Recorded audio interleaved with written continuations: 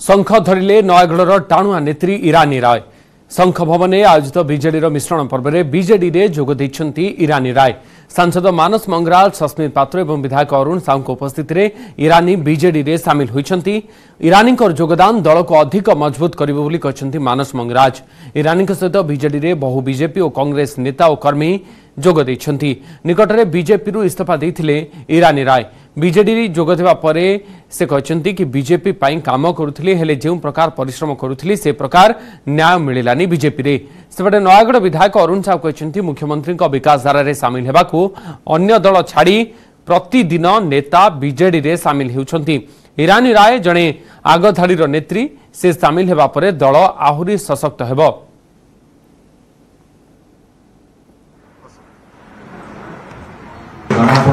जनता दल प्रतिदिन यही शंख भवन में विभिन्न दल परित्याग कर नवीन बाबू नेतृत्व को ग्रहण कर मिशुवर आज तार एक अंशविशेष श्रीमती ईरानी राय दल में योगदान कर स्वागत करुँ, धन्यवाद जनाऊँ।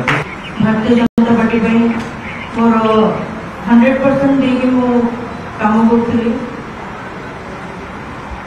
किंतु जो प्रकार परिश्रम, जो प्रकार त्याग मो कर्मभूमि रे तार सम्मान मत मिलानी। मानस समस्ते जो पिला बहुत विश्वास आज विजु जनता दल में मिशुंट।